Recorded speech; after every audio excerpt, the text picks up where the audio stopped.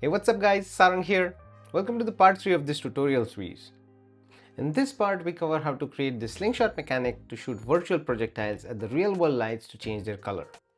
In this part, we will cover how we can use the ARKit hand tracking to detect a custom piece gesture, and then we create a projectile entity to put between our fingers. Then we use a drag gesture to pull back the projectile entity and hit it at the light. And finally, we will implement the collision handling so that when the projectile hits the light entity, its color changes. It is magic. In part 1, we covered how we can use ARKit world anchors to set up the lights. If you want to replicate this setup, you should watch part 1. But if you just care about the Slingshot mechanic, watching just this video should be okay. In part 2, we implemented the color control UI. Now, you don't need to watch part 2 for this tutorial, but it's out and you should check it out anyways. The GitHub link for this project is down in the description, so please don't forget to check it out. And if you like my videos, please subscribe to the channel. Now, let's get right into it. Let us begin by taking a look at our content view.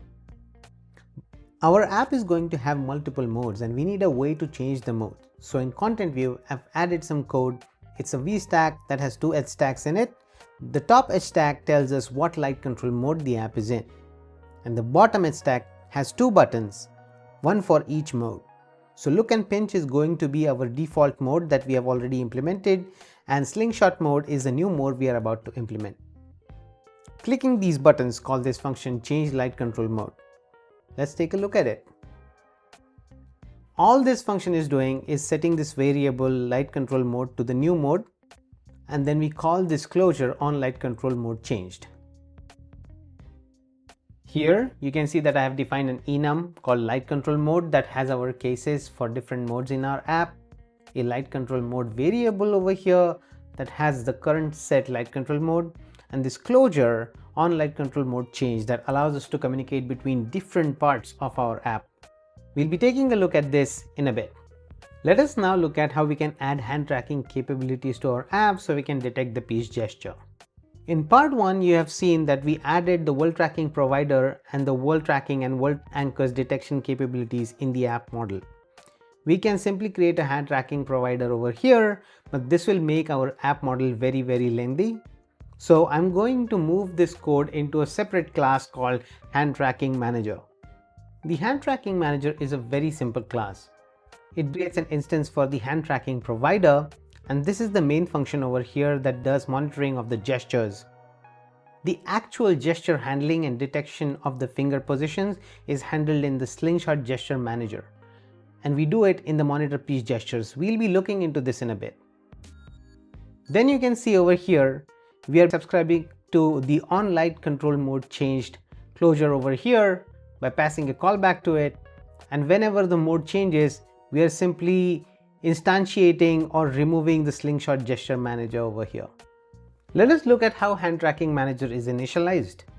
In the init function of our app model, I initialize the hand tracking manager. There is one more thing we need to do. So at the bottom here we have our run session function, and you can see we previously passed it the world tracking provider. Now we also have to provide it the hand tracking provider, which is in the hand tracking manager. So when we do session.run, we are initializing both these tracking providers and telling ARKit we need world tracking for world anchors and hand tracking for detecting our hands, and then we call run session. Since we are adding a different capability to our app, it's very important that we go into our apps info plist over here and add a new key called ns hands tracking usage description and give it a nice description, like app uses hand tracking for controlling lights with Slingshot. So because you have added this, when our app launches for the first time, you should see a dialog like this. Let us now take a look at our Slingshot gesture manager. Slingshot gesture manager is going to be a very important class where a lot of our logic for detecting the piece gesture lives. There is one thing to note here, that I am initializing the hand tracking provider over here, and then I am passing it to our Slingshot gesture manager. So this is one key thing to remember. Let us now take a look at our Slingshot gesture manager. There is a lot of code here, but I'm going to explain it in great detail. The most important function in our Slingshot Gesture Manager is Monitor Piece Gesture. It's an async function where we await the updates from our hand tracking provider. Here we check if our app is in the slingshot mode. If not, we simply continue. We then check if our hand anchor is tracked, and then we try to get the skeleton from our hand anchor. If that succeeds, we try to get different joints from our skeleton. We check if the joints are tracked, and if they are tracked, all we do is we get the positions of each joint in the world space. Here we are doing a matrix multiplication, and you can see that the anchor is giving us an origin from anchor transform. This gives us the world space position of the anchor of the hand. But the joint positions are relative to our anchor. So doing this matrix multiplication will give us a transform that can provide us the world position for each joint. So I do this for all the joints here that are listed. So we are doing it for index, middle, ring, little finger, and the wrist position as well. And then we get the XYZ position from the transform that gives us the world position. You don't get this XYZ for free, it's not built in. So here I have defined an extension that allows us to extract the XYZ position from a SIMD4. To do a piece gesture, the ring finger and the little finger must be curled towards the palm when doing a peace sign. If they are sticking out too much, more than 70% of how much the index finger is extended, we don't count it as a peace gesture. And this is exactly what this code is doing. So we are checking the distance from the wrist position of the index finger, of the ring finger, and the little finger over here. And then we multiply the index distance from wrist with our extension ratio threshold. So we are checking for about 70%. If your ring fingertips distance from wrist or your little fingertips distance from wrist is greater than the index distance from wrist times the extension ratio threshold, that means we are not detecting the piece gesture. So if that's happening, we are continuing here, we are not handling it. We now check if the distance between the index position and the middle position, if it's greater than a threshold. If it is, then we satisfy all the criteria for detecting a piece gesture. Then we calculate a midpoint, which is basically the addition of the index fingertips position and the middle fingertips position, dividing it by 2, and then we are setting the transform for the index finger entity, the midpoint entity, and the middle finger entity. We are also setting the transform for the projectile entity if it's not been manipulated. We'll take a look into this and how this mechanism actually works, but right now just understand that once the piece gesture is done, we are setting positions for certain entities, mainly these 3 ones. So if the separation distance is less than the piece gesture threshold, we remove any visualizing entities. But if the piece gesture is being tracked, we see if we are already visualizing any entities, and if not, we'll set the visuals for the entities. Let's take a look at this function and how we are actually creating the visuals for all the entities for our fingers and the projectiles. In set visual for entities, we are creating 2 spear meshes. The smaller spear mesh, which is of 0.005 meters, will be used to visualize the fingertips and the midpoint, and then the actual projectile mesh, which will represent our projectile that we'll shoot. I have an array here with predefined colors with different view values over here. So every time a gesture gets detected, we select a random element from these array of tuples. We then create a projectile component, then assign the hue, saturation, and brightness values from our selected color to the variables in the projectile component. Let's quickly look at the projectile component. It's very simple. So you can see here it only has hue, saturation, and brightness values, and it has a boolean that says if it has been manipulated. Now we create the material for our spears that we are going to use to visualize our projectile and our fingertip entities.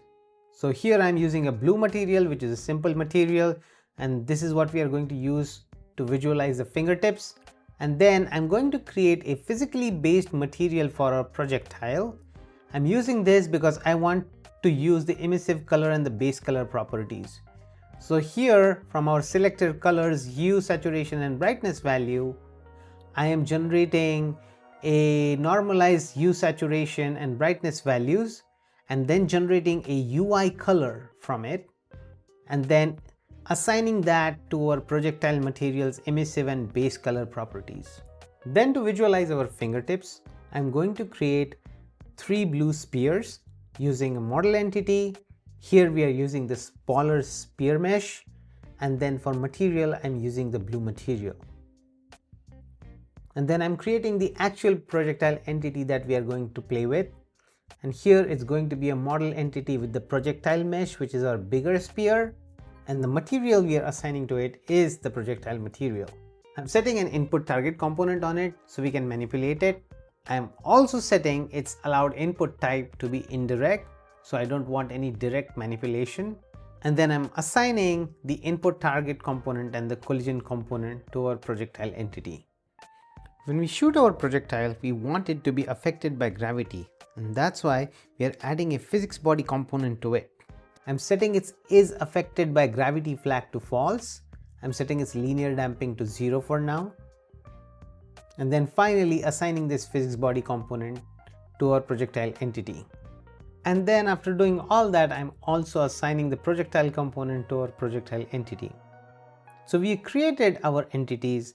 Now I'm going to store them in these variables in our Slingshot gesture manager for index finger entity, the middle finger entity, the midpoint entity. So you see these are the small spheres, and the projectile entity actually has the bigger sphere that we are going to play with. Finally, we add these to our parrot as a child, and when we do this, they'll be visualized. And then we set the did add entities flag to true. We can also take a look at remove entities for fingers and projectile over here. Here we are removing the finger entities, the smaller spheres, and our projectile entity from the parent. So when we do that, all the spheres disappear. So now let's take a look at what happens when our peace gesture is actually being detected. So when we have created these entities, we are setting their transform here when the peace gesture gets detected. So as our hand moves, all the entities for our index finger, the midpoint, the middle finger, and the projectile follows as we move our hand. Now in our immersive view, we need to await the monitor gestures function that we have in our hand tracking manager. So just to show you how this is all connected, our immersive view calls the monitor gestures from our hand tracking manager. In our monitor gestures, we are calling monitor piece gesture from our Slingshot gesture manager, which is right over here. And here we are actually getting all the hand tracking updates. So this is how everything is stitched together. Now let's try running this. Alright, when I run this, I'll select slingshot mode, and then I hit show immersive space. And then when I do the piece gesture, you can see that the entities appear and they follow my hand. Every time I close the fingers, so it's not a piece gesture anymore, and open it, you see a different random color orb appears. One thing to note here is that now this thing is not interactable. So we want to add some form of interactivity where we can look, pinch and pull and then release. So let's figure out how we can do that. Okay, so now to implement our slingshot mechanism and being able to pull back our projectile and shoot it, we need to create a slingshot mechanism manager. So we'll do that in our immersive view. All we are doing here is creating a drag gesture so we can drag our projectile, and when we release it, we shoot it with the force. So here in the immersive view, I have created this class called Slingshot Mechanism Manager.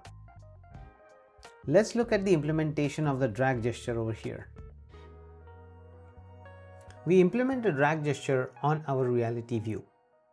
Our drag gesture is only going to be detected on any entities that has the projectile component on it.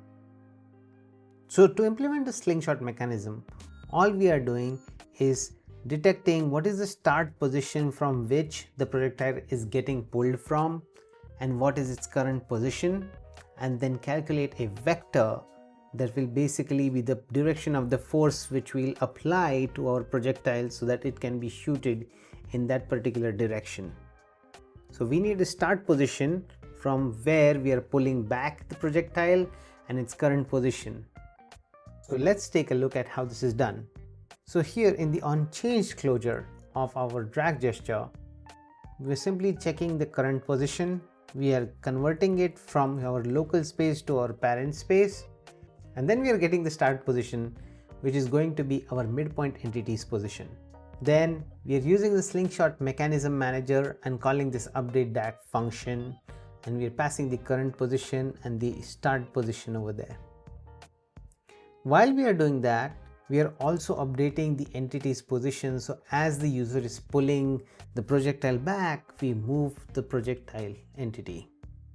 When our drag gesture is ended, we are calculating an impulse depending on how far from the initial point the projectile has been pulled by the user. And depending on this impulse, we are doing a couple things. First, we are going and getting the physics body component on our entity. We are setting its is affected by gravity flag to true so that gravity pulls it down. And then we assign the physics body back. And then finally, we are casting our entity as a model entity. And then we call the apply impulse function on our model entity casted entity. Here we use the impulse we have calculated and pass it into the apply impulse function.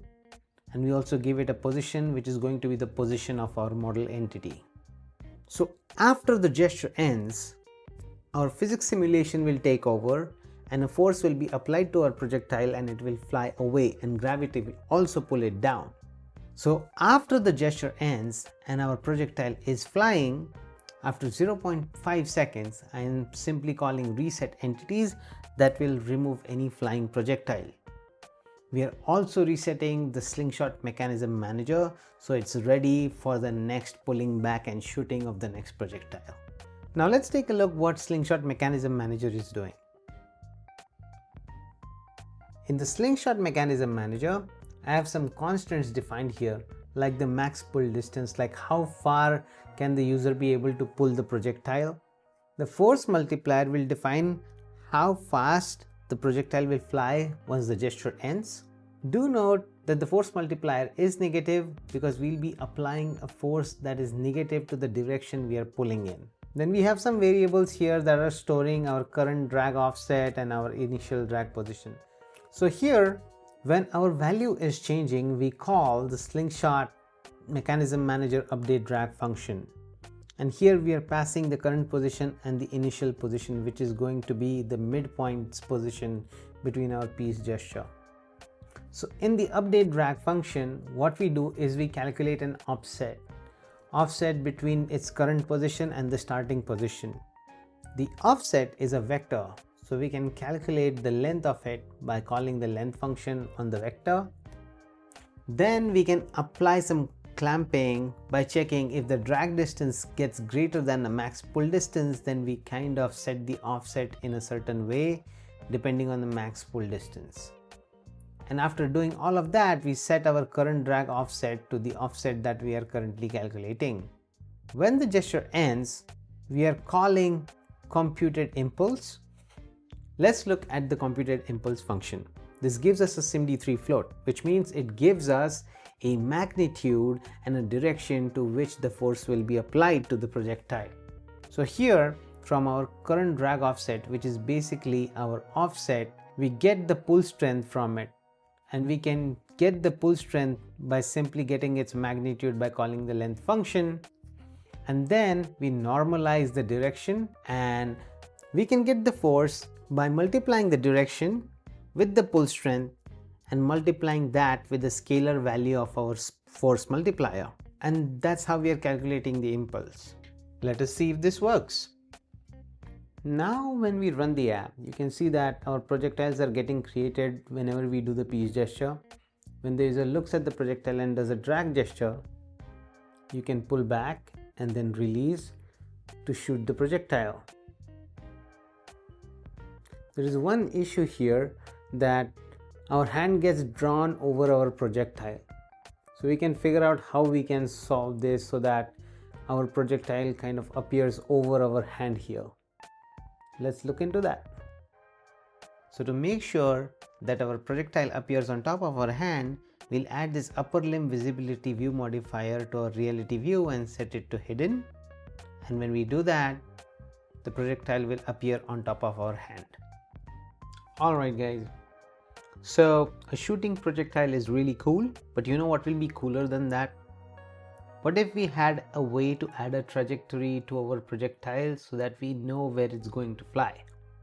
And that's exactly what we are going to implement now. So we are going to look into how we can implement the trajectory manager that I have just added to the immersive view. Let's take a look at what it does.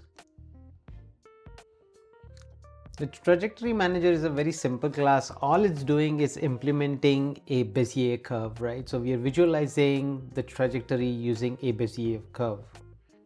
So the main function over here is update trajectory, which takes a start point, a control point, and end point, which is what we need to draw a Bezier curve.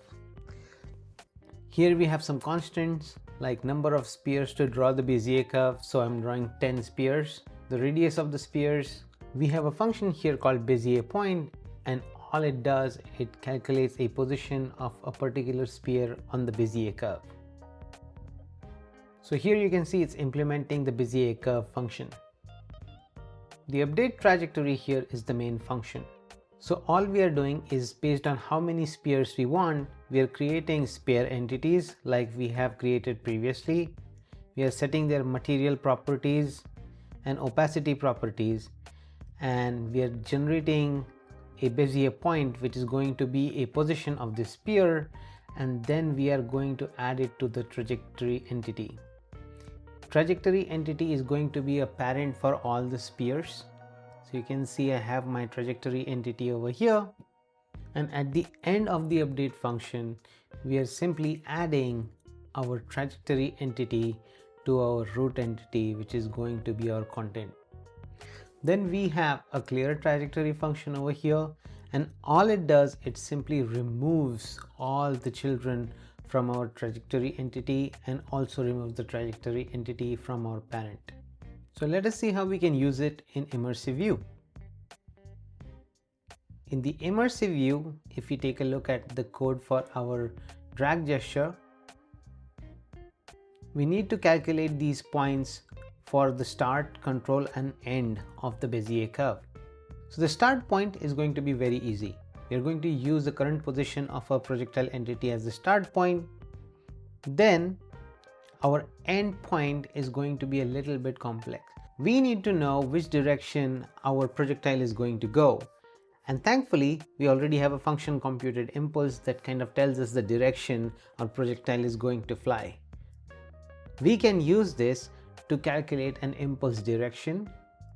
We can normalize the impulse value to get the impulse direction, and then we can calculate an endpoint on the Bezier curve by simply adding it to the start position and multiplying it by some factor.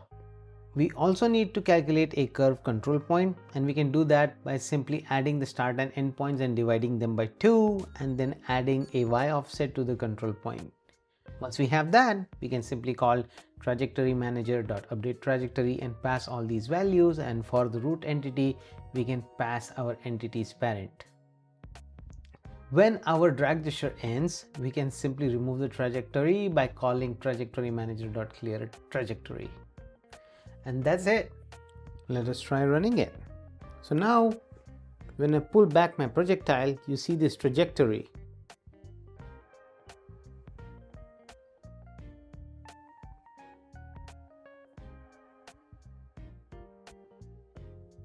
And now when I'm pulling back my projectile, you can see as it goes over my hand doesn't get drawn over the projectile. Now let us implement the final piece. When the projectile hits a light, it will change the color of the light. Alrighty, So now to control the lights on collision, we need to implement a system. I'm going to call this system projectile collision system. So you can see here in the code of the system, I am doing a projectile query that is looking for any entities that has a projectile component on them.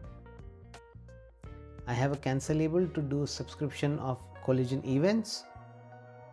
I have some booleans that I am using to detect if I have found a projectile or not, and then some events or closures that I am firing whenever a collision happens, so other classes or other parts of the app are aware of it.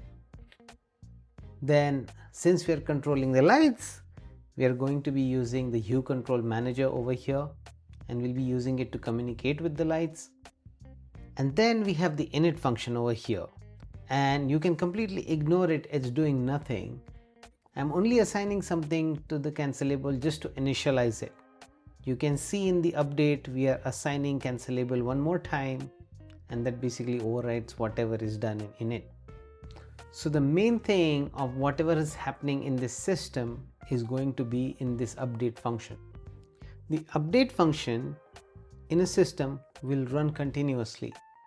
So here I am checking if the system has found a projectile entity. If not, then I am simply going to search for it by calling the perform query function. If I find the projectile, and it's only going to be one projectile that gets created, so I'm going to save it in the projectile entity variable and then set this boolean to true.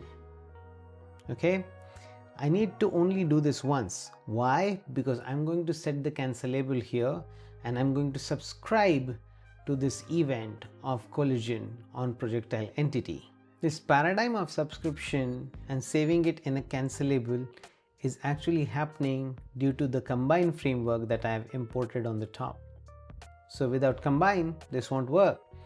Combine is a reactive framework, so you can use it here to subscribe to events. So here I'm subscribing to the collision events and saving it in a cancelable. Now the only other things that have a collision component are the entities that are anchored by our world anchors, and which are going to be our light control entities, and they have a light control component on them. So when a collision happens, all we are checking here is if your entity B, which is the other entity with which our projectile component collides with, does it have a light control component? And we get its light control component. Then from the light control component, we have done this so many times. We check if it's a light or if it's a group. If it's a light, we call the control light function. If it's a group, we call the control group function. So how do we set the color of the projectile to the color of the light? So here, when you call the control light function, you are passing the projectile component's hue, saturation and brightness values in the control light function. Same thing you can do with the control group function. You are passing the projectile component's hue, saturation and brightness values, and whenever a collision happens, you are sending this message or calling this function of controlling a light or a group and passing the right hue, saturation and brightness values that are stored in the projectile component, and this is how the light takes the color of the projectile. Once the collision happens, we also call the on-collision closure, so other parts of the app know. Let's see where we are using the on-collision function. So here in the Slingshot gesture manager, we are subscribing to the on-collision closure, and we are simply using that to reset entities, which means whenever a collision happens, we destroy the projectile entity and create new ones. There's one more thing we need to do before this thing will work, which is we need to go to your abstract, and in the abstract, in the init function, you have to make sure you're registering your projectile components and also the projectile system. If you don't call this, your system will not work. So this is very, very important to do. And with that, I think our slingshot mode is complete. We should be able to control our Philips Hue lights. Let's give it a spin. So when the projectile appears and I pull it back and I release it, and when the projectile hits a light, it changes the color of the light. The light takes the color of the projectile. It's really magical. It's cool that it detects the pitch gestures so accurately, and then with the trajectory manager we can create trajectory that will help us aim at the right lights. So I hope this was fun.